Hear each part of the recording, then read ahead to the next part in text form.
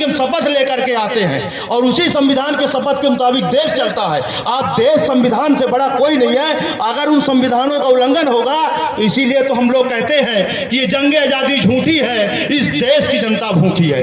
ये जंग आज़ादी बिल्कुल झूठी है। स्वतंत्रता दिवस अभी हम 26 जनवरी मनाने जा रहे हैं, लेकिन क्या यहाँ आम आदमी का, किसानों मजदूरों का अधिकार सुरक्षित है? आप बताइए। यहाँ जो औषधियाँ होती थी वो औषधियाँ बिल्कुल विलुप्त हो गई। खमीरा नाम का पौधा, गांव के हम सारे लोग हैं, आप लोग भी जानते होंगे, शिवातो जी तो यही रीवा जिले के हैं तो ये भी जो है जानते हैं। खमीरा नाम का पौधा यहाँ से गायब हो गया। क्यों गायब हो गया?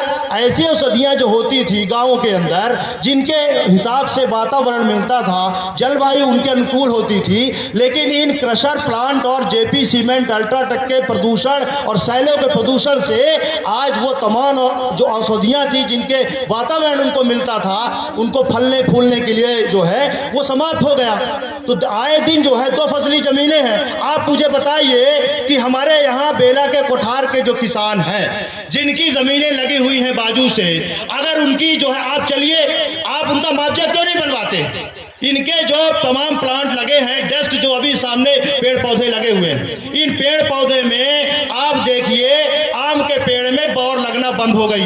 पहले हमारे यहाँ गांव में अगर 4 पेड़ भी आम के होते थे तो सारा गांव का निमंत्रण होता था आम खाने के लिए कि भैया आम पका हुआ है, आ जाओ, अचार के लिए आम ले जाओ। लेकिन आज सामने क्या है कि ये डस्ट और धूल के अलावा ये विकास नहीं, ये विनाश जो आपने शुरुआत की है, ये विनाश हमारे पेड़ पौधों को, हमारे आम के पौधों को, हमारी फसलों को भी नष्ट कर रहे हैं। तो इसलिए यहाँ पर जो भी आज आप ये तय करके जाइए, हम ये प्रश्न यहाँ छोड़ के जा रहे हैं कि आप बताएंगे कि यहाँ जो किसानों की फसल जो प्रदूषण के कारण जो नुकसान हो रही है, इसका कौन जिम्मेदार है और इसका मुआवजा कौन देगा?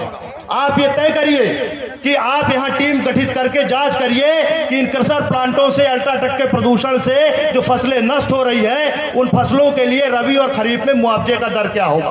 पहले इनकी बात करिए। हमारे साथियों ने बहुत सारी बातें, बहुत सारी बोलने के लिए 2 घंटे 4 घंटे हैं, पर स्थानीय जो मुद्दे हैं, आप ये कह के कि प्रशासन के डंडे दिखा करके और अब जबरन मुकदमों को दिखा करके आप सोचेंगे कि यहाँ होगा, तो ऐसा नहीं होगा।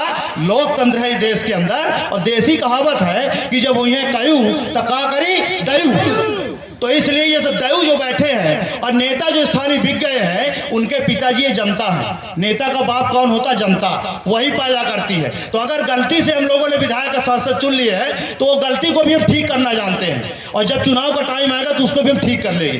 पर सवाल ये है कि यहाँ आप जब ये समापन करें तो मैडम जी आप भी बताइए कि बेला में आप कौन सा दिन है जब आप प्रदूषण के सवाल पर आपने कहा विषय से न भटके।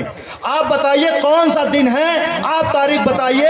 हम सारे गांव के लोग आपके साथ हैं। चलिए हमारे खेतों का आप मुआयना करिए कि हमारी फसल से जो है, इनके प्रदूषण से हमारी फसल कितने नुकसान हो रही, आप वो तारीख बता के जाइए। आज अल्ट्राटेक के लिए आपके पास समय मिल गया है, लेकिन अल्ट्राटेक के साथ साथ सबसे ज्यादा टैक्स इस देश का किसान दे रहा। लागत कृषि की खेती की निकल नहीं रही है। इसके बाद भी आप तारीख बताइए कि आप इन क्रशर प्लांट जो तमाम दुनिया भर के अरे गहरे नत्थू खैरे लोग लगा लिए हैं आकर के, इनके जो है नत्थू खैरों के क्रशरों की जांच कब करेंगी? आप तारीख बताइए, हम आपके साथ हैं, हम सहयोग करने के लिए तैयार हैं। लेकिन इनके जो है प्रदूषण से सांस लेना मुश्किल है और आप लोगों को अगर रहने को कह दिया जाए श्रीवास्तव जी तो 24 घंटे ज्यादा नहीं रुक पाएंगे, सांस फूलने लगेगी, नौकरी भी छोड़ देंगे। नौकरी जाए चूल्हे में, हम इस प्रदूषण में नहीं रह सकते हैं। लेकिन जिस आप 24 घंटे में यहाँ नहीं रह सकते हैं, उसमें हम जिंदगी गुजार रहे हैं। विकास जो होगा, विकास का पैमाना क्या होगा? हम विकास के विरोधी नहीं हैं। उद्योग लगेगा जमीन में, हम बिल्कुल इस बात को स्वीकार करते हैं, लेकिन उसके मापदंड और उसके नियम कानून, इसकी जिम्मेदारी किसकी है? इसलिए जो है इन सारी चीजों का आप ध्यान रखें। रोजगार पर बताएं, यहाँ कितने लोगों को रोजगार मिले? रोजगार कुछ नहीं मिलेगा। यहाँ के विधायक, वर्तमान विधायक, चाहे यहाँ विक्रम सिंह विक्की होंगे, उनको ठेका दे देंगे, कहीं इधर केपी त्रिपाठी को दे देंगे, कहीं सत्ता वाले को देंगे, कहीं अपोजिशन वाले को दे देंगे। हमको इस क्षेत्र के अंदर आज इस जन सुनवाई के बाद ये चेहरे को तो ध्यान कर लीजिए, ये अब दिखने वाले नहीं है, अगली जन सुनवाई में दिखेंगे ये दिखने। और आपकी अर्जियां इनके कार्यालय में धूल फेंकेंगी, धूल। इसलिए कह रहे हैं, है ना, कई, अरे हम तो 20 साल से हम लोग लड़ रहे हैं जो है इस देश के अंदर।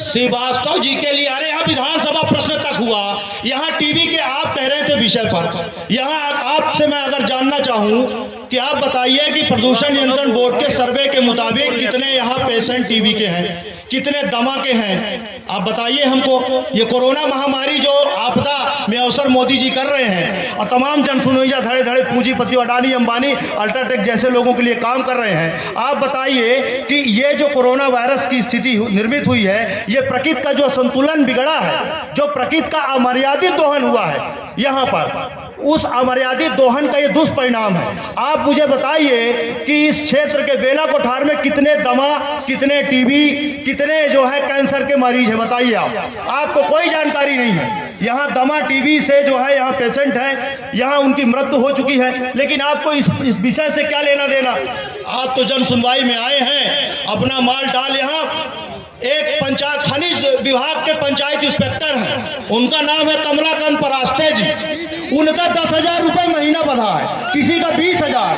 किसी का 25,000, किसी का जिसकी जो क्षमता है। कोई बड़ा कलेक्टर है तो उनका 1 लाख, कोई छोटा तो उनका 20,000।